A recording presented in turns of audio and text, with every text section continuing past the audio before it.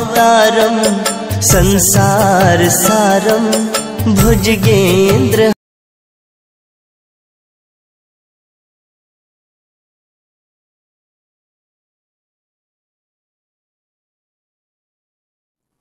जय श्री जगन्नाथ। जय श्री जगन्नाथ। गुरु शिष्य चाटशाला को ओडिशार अगणित दशम श्रेणी छात्र छात्री मानक सुस्वागत अभिनंदन। विगत कालांशरे आमे छंद आउ अलंकार उपरे आलोचना करने को कथा देइथिले। आमर छंदटी सरी जाइछि एवं पद पाद जतिपाद तार उदाहरण ये सबु परिसमाप्ति घटी। आज होउछि अलंकार विषय वस्तु। तेणु आम गहण उपस्थित रही आमर गुरुदेव डॉक्टर गोविंद चंद्र दास महोदय एवं आमर उपदेष्टा हिसाब रही डॉक्टर सुरेश चंद्र बराड़ एवं आज आलोचना करिवे अलंकार को अति सुंदर भाव रे आमर श्रीयुक्त निराकार स्वाई सार। हमें जीवा जमक को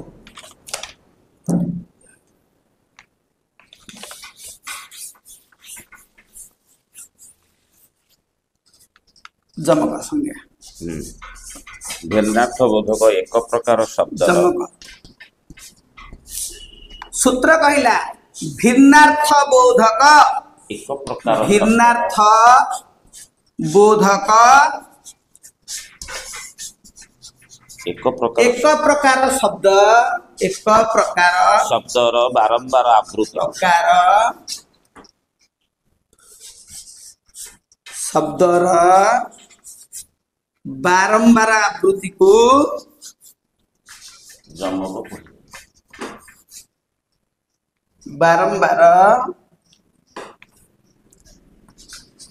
आवृत्ति को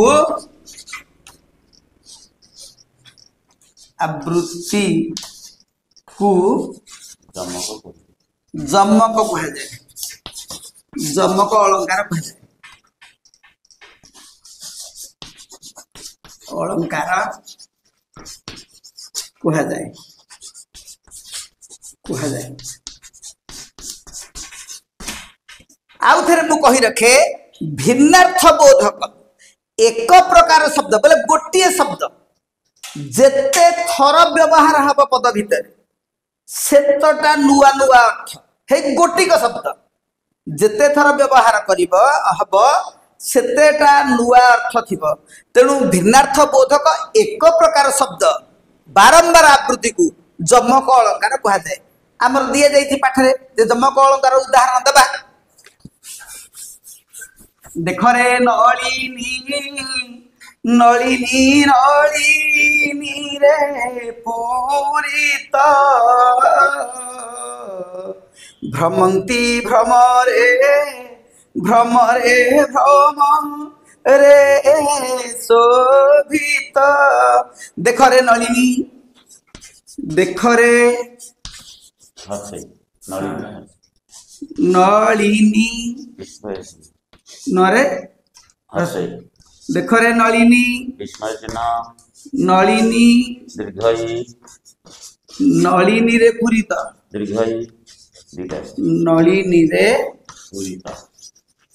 पूरित भ्रमंती भ्रमरे भ्रमरे भ्रमरे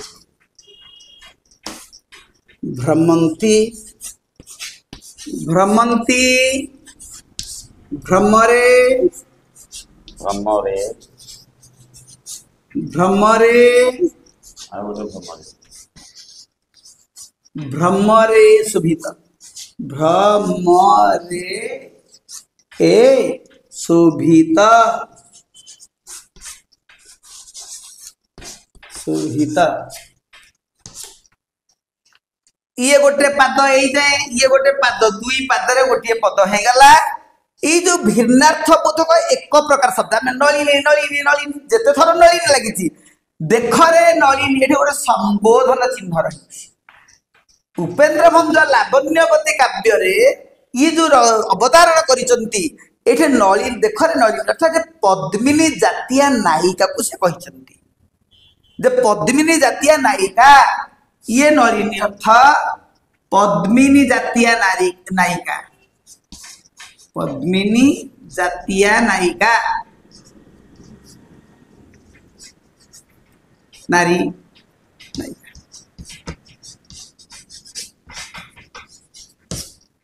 तेणु देखरे नलिनी नलिनी रे पूरित नारी को चारि भाग रे आम शास्त्र विभाग करिसंती जे पद्मिनी, शंखिनी, चित्रिणी आउ हस्तिनी। पद्मिनी जातीय नायिका शांत सरल नम्र भद्र सर्वगुणालंकृता।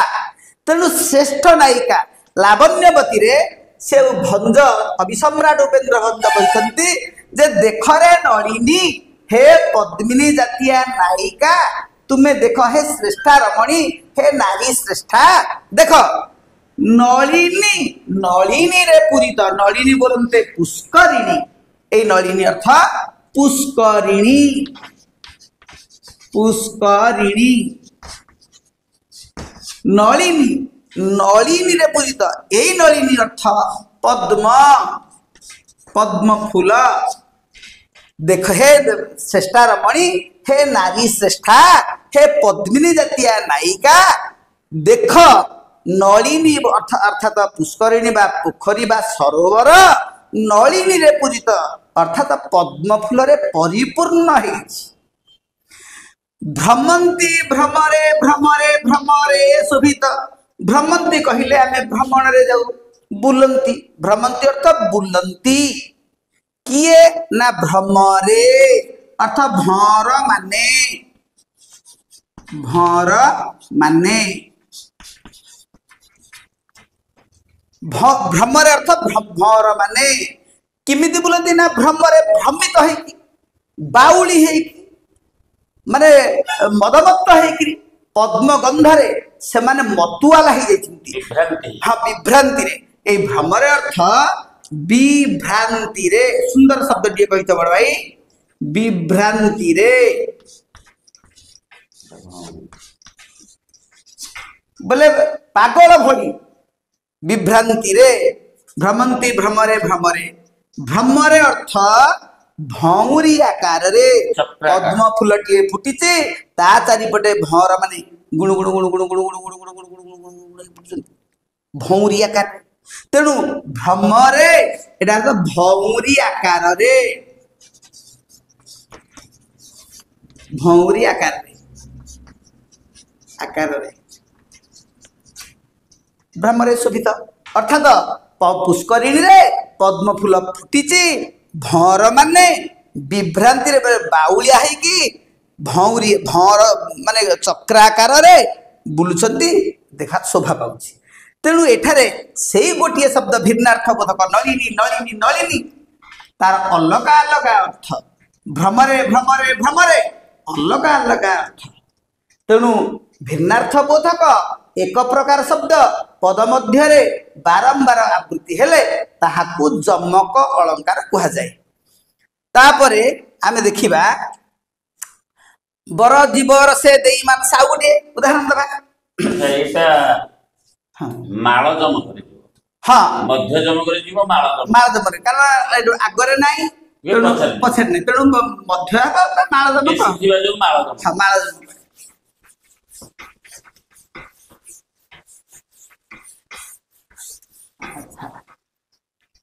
आउ गोटे जमक देखिबा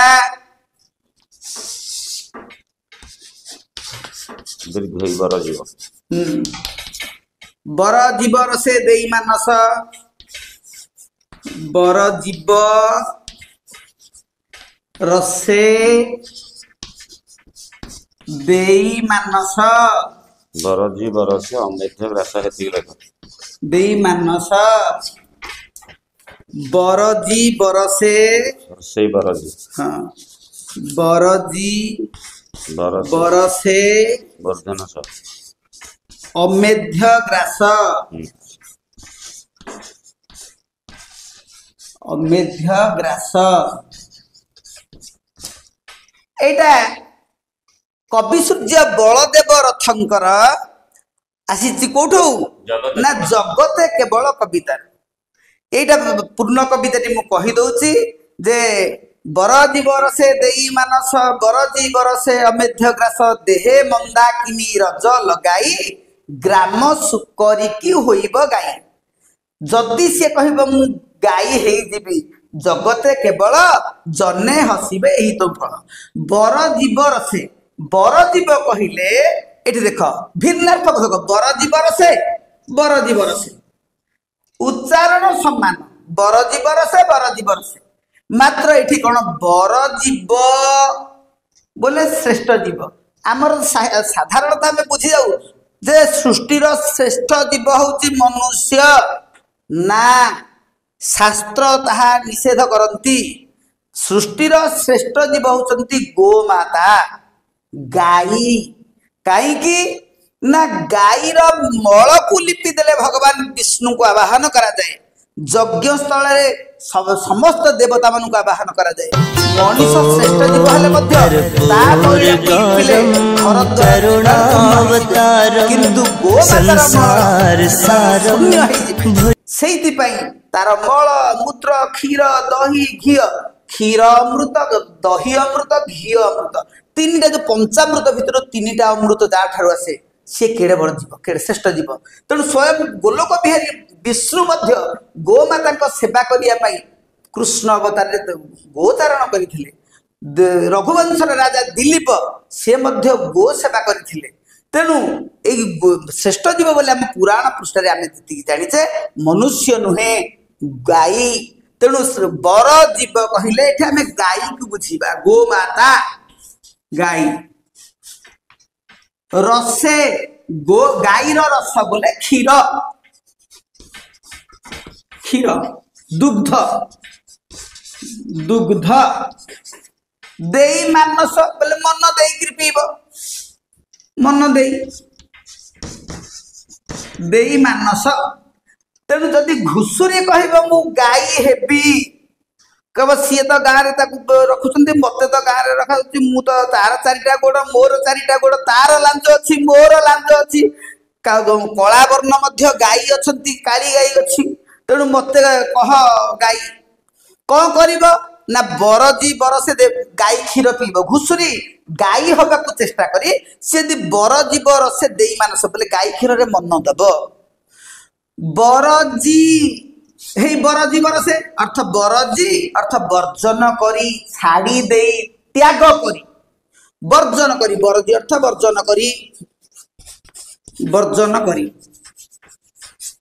ବରସେ ଅର୍ଥାତ ବର୍ଷେ ଯାଏ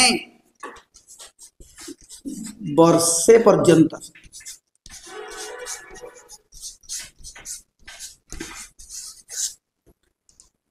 ଅମେଧ୍ୟ ଗ୍ରାସ ଅର୍ଥାତ ମଇଳା ଖାଇବନି। ଅମେଧ୍ୟ ଗ୍ରାସ ଅର୍ଥ ମଇଳା ବା ବିଷ୍ଠା ଯୋଉଟା କୁହନ୍ତି ୟାକୁ ବରଷ ଯାକେ ଖାଇବନି। ଗାଈ କ୍ଷୀରରେ ମନ ଦେଇକି ପିଇବ। ଯଦି ଦେହେ ମନ୍ଦାକିନୀ ରଜ ଲଗାଇ ମୁଁ କହିଦଉଛି ଆଉ ଗୋଟେ ପଦ ଦେହରେ ଗଙ୍ଗା ନଦୀର ବାଲି ବା ଧୂଳି ବୋଳି ହେଇଯିବ। ଏତକ ବୋଳି ହେଇଗଲେ କଣ ଗ୍ରାମ ସୁକରି ବୋଲେ ଘୁଷୁରୀଟା ଗାଈ ହେଇଯିବ। ଯଦି ସେ କହିବ ମୁଁ ଗାଈ ହେଇଯିବି ଜଗତେ କେବଳ ଜନେ ଆସିବେ ଲୋକ ହସା। ତେଣୁ ଏଇଠାରେ ଏଇ ବରଜୀବର ସେ ଆଗରେ ରହି ଭିନ୍ନ ଅର୍ଥ ପ୍ରକାଶ କରୁଛି। ଏଇଟାକୁ ବଡ ଭାଇ କହିବା ଆଦ୍ୟ ଜମକ। ଏଇଟା କଣ କହିବା ଆଦ୍ୟ ଜମକ। ଆଚ୍ଛା ଗୋଟେ ସର୍ବଜମକ ରହିଯାଉ ସର୍ବଜମକ ବହିରେ ଗୋଟେ ରହିଛି ଅହି ମକର ତାପ ନାଶେ ଶୋଭା ସାରସ ଚକ୍ରେ ଅହି ମକର ତାପ ନାଶେ ଶୋଭା ସାରସ ଚକ୍ରେ। ଏଇଟା ତ ବହି ପଢିକି ପିଲାମାନେ ଜାଣିବେ। ଆଉ ଗୋଟେ ଦେଇଦେବା ଜାନ୍ତି ବଣିକେ କପୋତେ ଆନ ନଗରକୁ ଜାନ୍ତି ବଣିକେ କପୋତେ ଆନ ନଗରକୁ ଲେଖିବା ନା ଏଇଟା ଦେବା ଦିଅନ୍ତୁ ବହିଟା ଦିଅନ୍ତୁ ବହିଟା ଦେବା।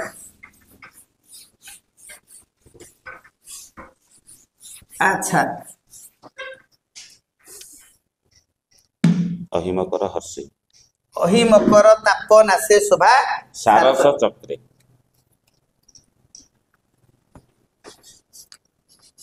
ସବୁ ଅର୍ଥ କହିବ ଠିକ। ଅହି ମକର ତାପ ନାଶେ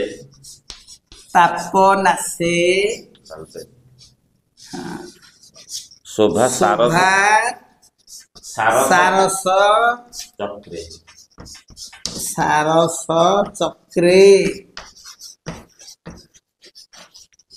ଅହି ମକର ଗୋଟେ ଶବ୍ଦ ତଳେ ଟିକେ ଛାଡି ହଁ ଅହି ମକର ମକର ଆଉ ସବୁ ଏକା ତ ତାପ ନାସେ ଶୋଭା ସାରସ ଚକ୍ରେ ଚକ୍ରେ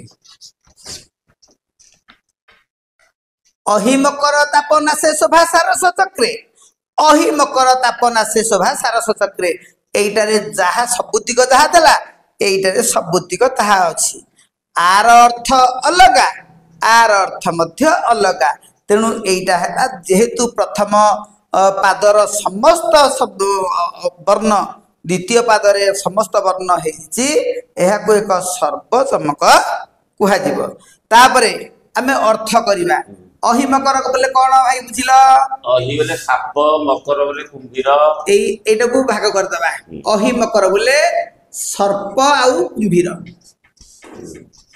সর্প কুম্ভীর তাপ বলে দুঃখ তাপ অর্থ এটি দুঃখ তাহলে সর্প আউ কুম্ভীর মানক দুঃখକୁ নাশ କରୁଛି ଜଳଟା हाँ ताप नाशे अर्थ नाश करे दूर करे दूर करे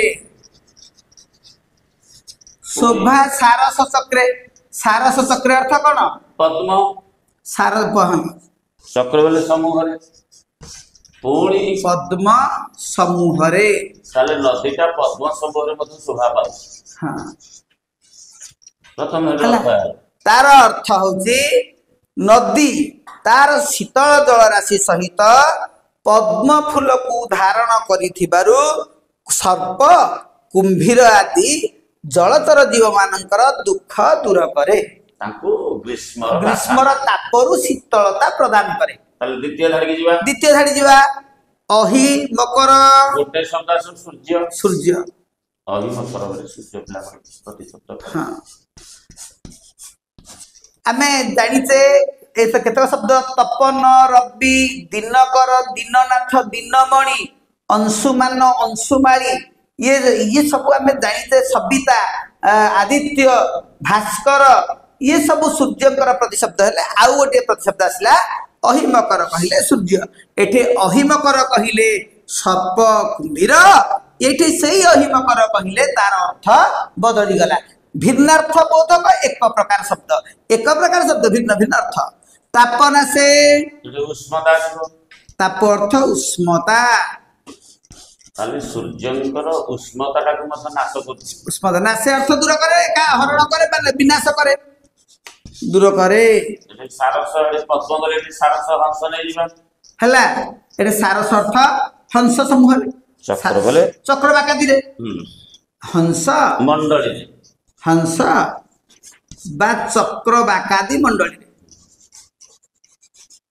चक्राकार हंस चक्राकार चक्राकार अर्थात ये जे सूर्यंकर जो उष्मता प्रचंड किरण तापर को सारस माने अर्थ हंस मंडली एकत्रित होइकि निजर जो उष्मता को दूर करुछंती एकाठी रही गले मंदा हेकि जल रे रहिले जलर शीतलता एवं समस्ते एकजुट हो गले अल्प अल्प से मानको खरा काटिबा अधा से मानकर परर आवृत्ति रे से माने रही परिबे तेनु एका कथा लिखा हैला मात्र अर्थ अलगा अलगा हैला एहा को सर्वजमक कहा जाय हैला आद्य जमक तेनु जमक हमर केते प्रकार नै कि एठे केतुडा दिया है विभिन्न प्रकार रही पांच प्रकार दी हां हमर पांच प्रकार जमक दिया जाईची बड़ भाई से जमक गुडी को क्रमान्वय रे डाक आद्य जमक एक रे आद्य जमक